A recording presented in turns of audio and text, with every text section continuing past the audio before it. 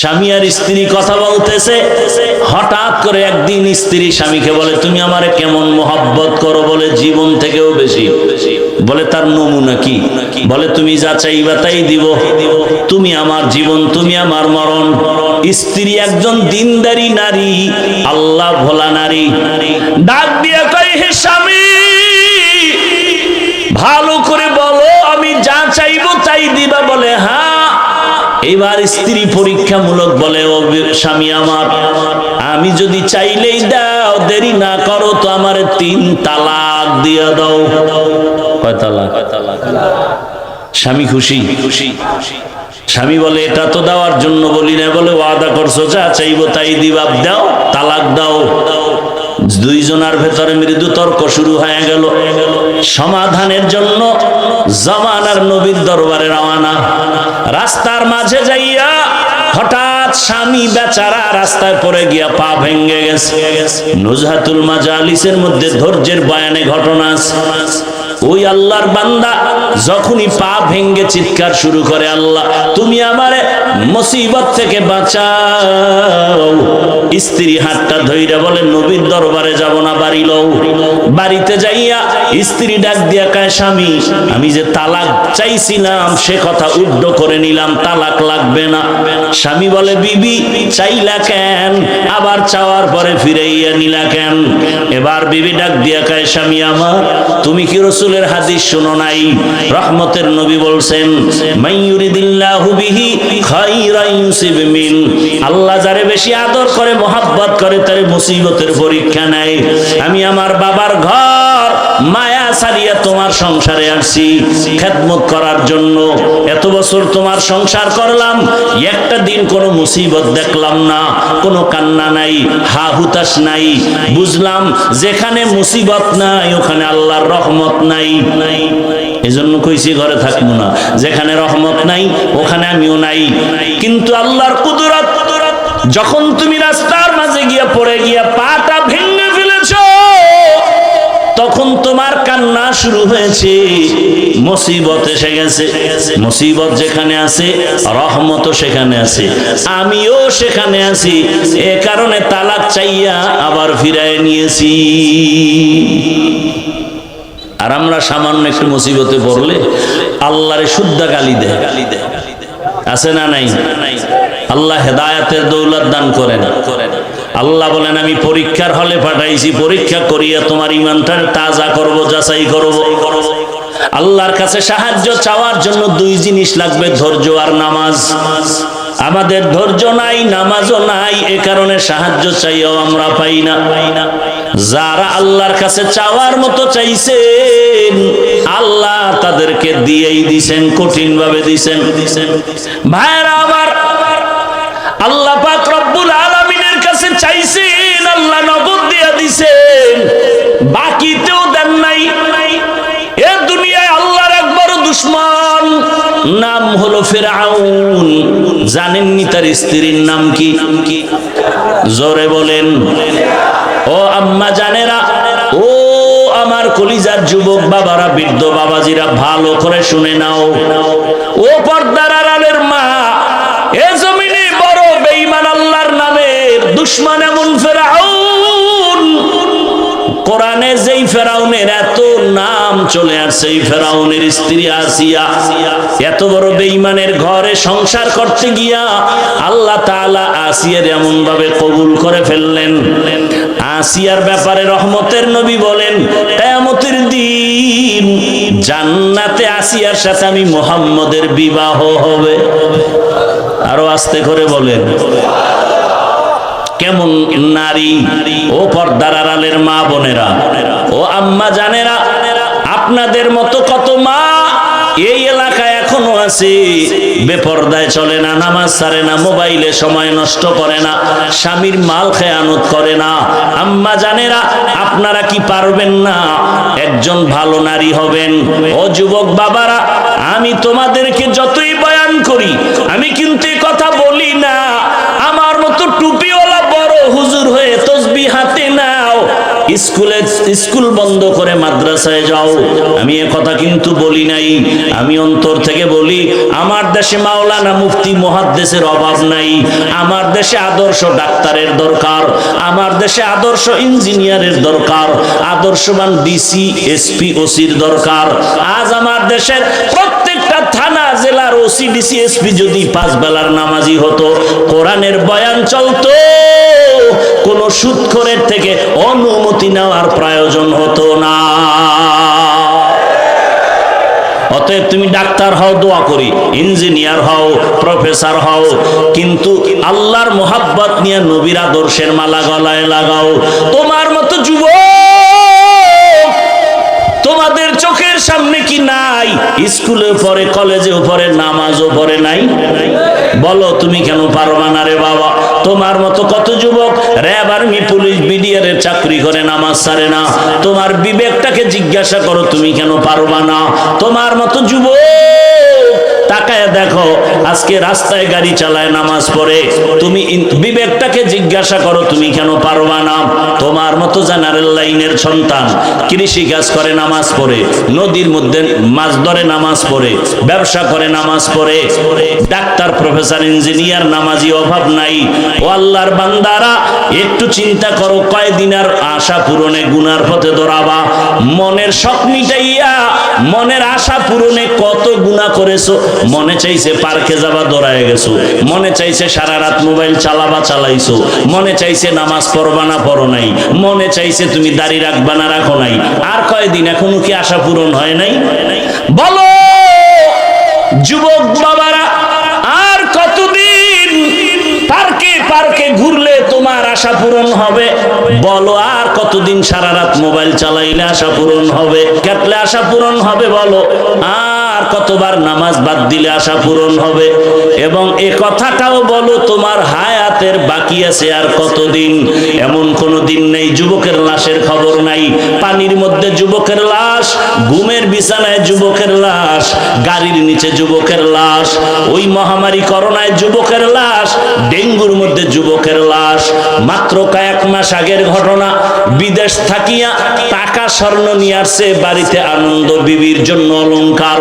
এয়ারপোর্টে এসে নামলো, স্ত্রী পরিবারের সবাই গাড়ি নিয়ে স্বামীকে আগাইয়া নিতে আসলো, গাড়ির মধ্যে উঠলো, গাড়ি চললো বাড়ির গন্তব্যে। যাইতে যাইতে কত গাড়ির মধ্যে বাচ্চা পরিবারের সাথে বহুদিনের মহব্বতের আকর্ষণীয় আনন্দ চলে। আল্লাহর কুদরতের খেলা, বাড়ি যাওয়ার কাছাকাছি গাড়িটা পানির মধ্যে চলে গেল। কয়েকদিন আগের ঘটনা দেখছো রে বাবা। ওই যুবক চোখের পানি ছেড়ে মিডিয়ার সামনে কান্না করে। মানুষ বিয়া করে না খাইয়াও বউ পোলা নিয়ে থাকে একটা আনন্দ। আমার কপালে সে আনন্দ নাই। টাকা কামাই করার জন্য বিদেশে গেলাম, আজ আমি টাকা আর অলংকার নিয়ে আসলাম, কিন্তু আমার কপাল কেন এত খারাপ?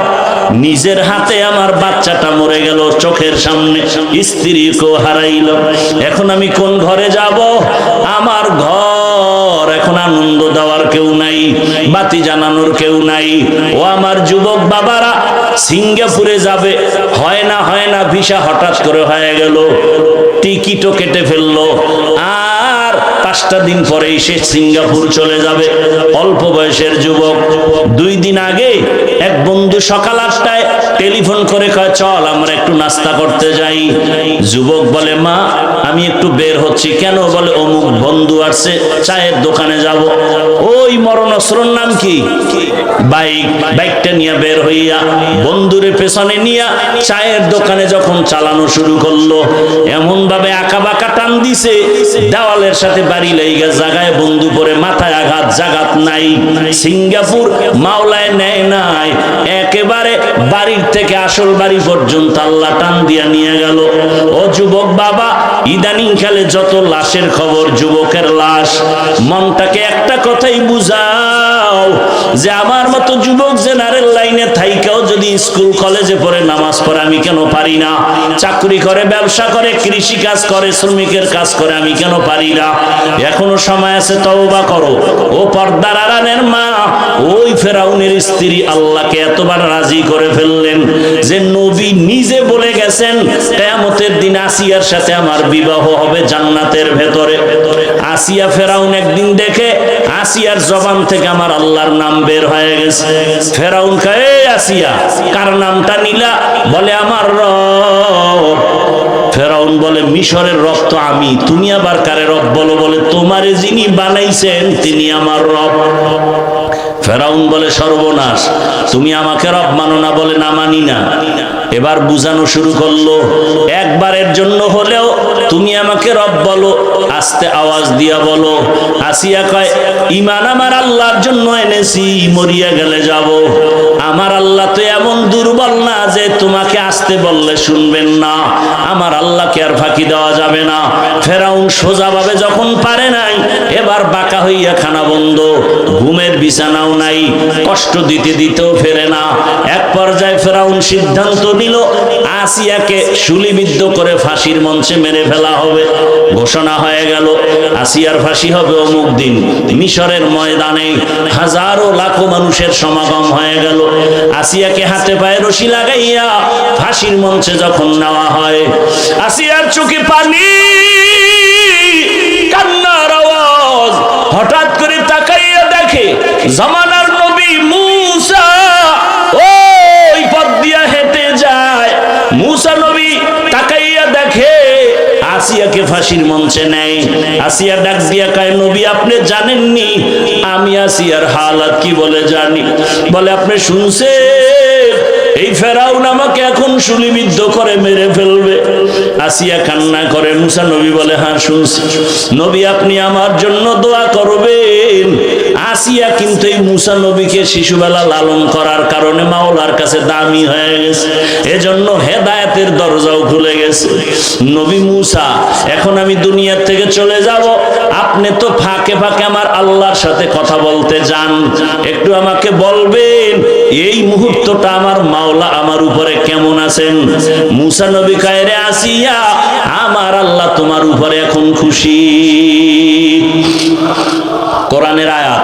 আসিয়া এবার এই কথা শুই না চোখের পানি সারিয়া আসমানের দিকে একটা তাকায়া মুনাজাত দিছে, ক্বালাত রাব্বি ইবনিলি ইনদাকা বাইতান ফিল জান্নাহ। আসিয়া ডাক দিয়া কয়, রে মালিক, এত বড় ক্ষমতাওয়ালা ফেরাউনের ঘরে থাইকা আমারে থাকার জায়গা দেয় নাই, খানাও দেয় নাই রে আল্লাহ, শুধু তোমার মোহাব্বতের কারণে বিদায় বেলা তোমার কাছে একটা দাবি, দুনিয়াতে থাকার মতো একটা ঘর আমি পাই নাই, খানার মতো আরামের খানাও পাই নাই, বিদায় বেলা তোমার কাছে আমার আরজি, তোমার পার্শ্বে জান্নাতে একটা ঘর বানাইয়া দিও, তোমার কাছে একটা জান্নাতে ঘর বানায় দাও, আমি আসিয়া যেন সেখানে আরামে থাকতে পারি। কান্না করে আসিয়া এবার ফাঁসির মঞ্চে যাবে, আবার আকাশে তাকাইছে, আসিয়ার সাথে সাথে কান্না বন্ধ, হাসি দেওয়া শুরু করলো। ফেরাউন বলে, এখন তোমার ফাঁসি হবে, তুমি এখন কান্না বন্ধ করে কেন হাসো? আসিয়া ডাক দিয়া কয়, ফেরাউন তুমি দেখো না আমি আল্লাহর কাছে এখন চাইছি জান্নাতে একটা ঘর, আমার আল্লাহ অন্তর চক্ষু খুলে দিয়েছেন, জান্নাতের ঘর এখন আমি নিজের চোখে তাকায় দেখতেছি। লক্ষ লক্ষ ফেরেশতারা আমাকে স্বাগতম দিয়া জান্নাতে নেওয়ার জন্য তারা অপেক্ষা আছে, আমি দেখতেছি, তাড়াতাড়ি আমাকে বিদায় দাও, আমি আমার মালিকের মোলাকাতে চলে যাব।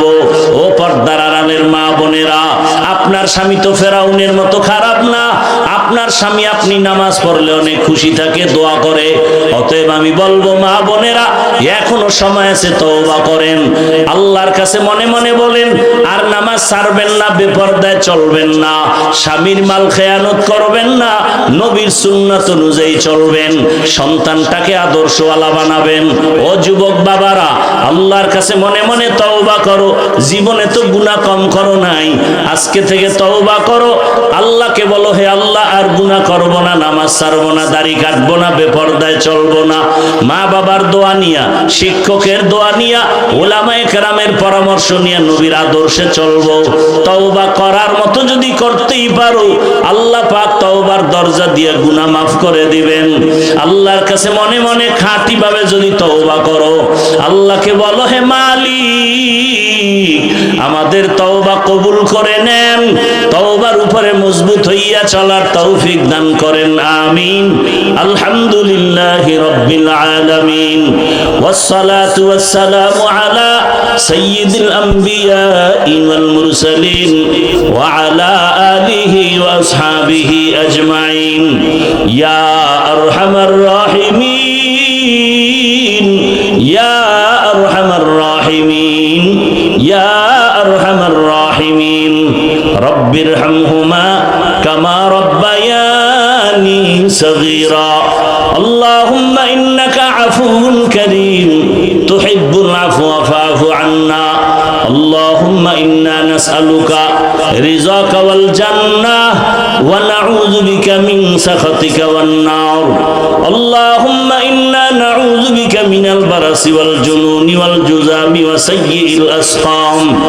আল্লাহুম্মা ইন্না নাসআলুকা ইলমান নাফিআ ওয়া রিজকান ওয়াসিআ ওয়া শিফাআন মিন কুল্লি দা।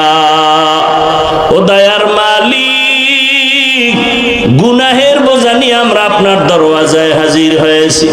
কত উলামায়ে কেরাম, মুরব্বী, হাজী সাহেব, ব্যবসায়ী, চাকরিজীবী, যুবক, ছাত্র, পর্দার আড়ালের মা বোনেরা, ও আল্লাহ, দুনিয়ার সব বাড়িওয়ালাদের দরজাগুলো বন্ধ হয়ে গেল, আপনার রহমতের দরজা খোলা। গুনার বোঝা নিয়ে আপনার দরওয়াজায় হাজির হয়েছি, তওবার নিয়ত করেছি, আর গুনাহ করব না, আর নামাজ ছাড়বো না, দাড়ি কাটবো না, বেপরদায় চলবো না, মা বাবার সাথে বেয়াদবি করবো না, শিক্ষকের দোয়া নিয়ে, উলামায়ে কেরামের পরামর্শ দোয়া নিয়ে নবীর আদর্শ মেনে চলবো। আমাদের তওবা কবুল করে নেন, তওবার উপরে মজবুত হইয়া চলার মতো তৌফিক দান করেন রব্বুল আলামিন।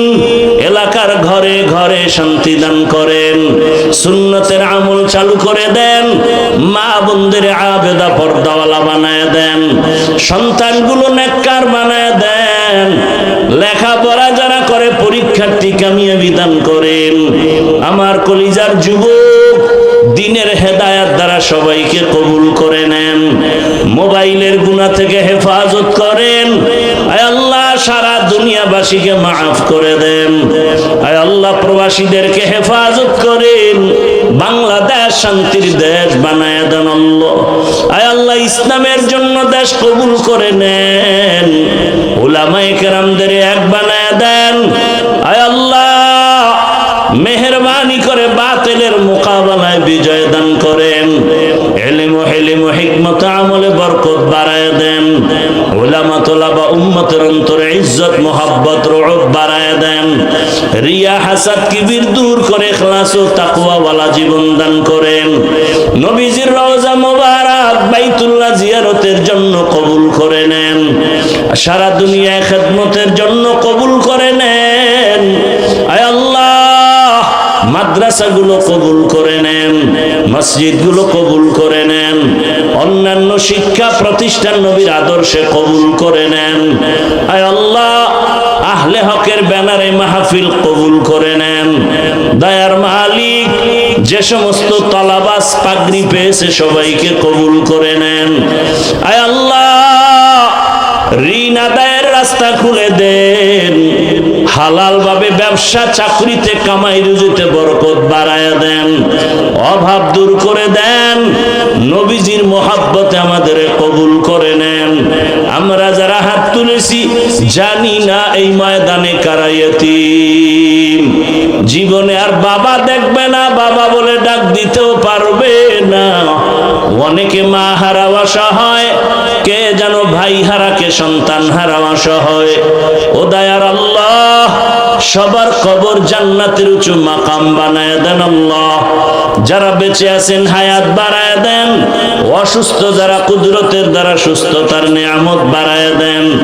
আম্বিয়ায়ে কেরাম, সাহাবায়ে কেরাম, শুহাদায়ে কেরাম, আউলিয়ায়ে কেরাম, আসাতাজায়ে কেরামদের মাকাম জান্নাতে উঁচু বানায় দেন। চলার পথে আমাদের জানমাল আহাল পরিবার হেফাজত করেন। আয় আল্লাহ তাআলা জাহেরি বাতিনি দুশমনের মোকাবেলায় বিজয় দান করেন। নবীজির মোহাব্বতে কুদরতের দ্বারা দ্বীনের নিসবতে আওয়াজে কথায় রুহানিয়তে স্পষ্টতার ওরফ বাড়ায় দেন। আয় আল্লাহ হিম্মত শক্তি সাহস বাড়ায় দেন। আয় আল্লাহ নবীজির মোহাব্বতে দিলের নেক আশা পূরণ করে দেন। ঢাকাতে মাদ্রাসার খেদমত করি কবুল করে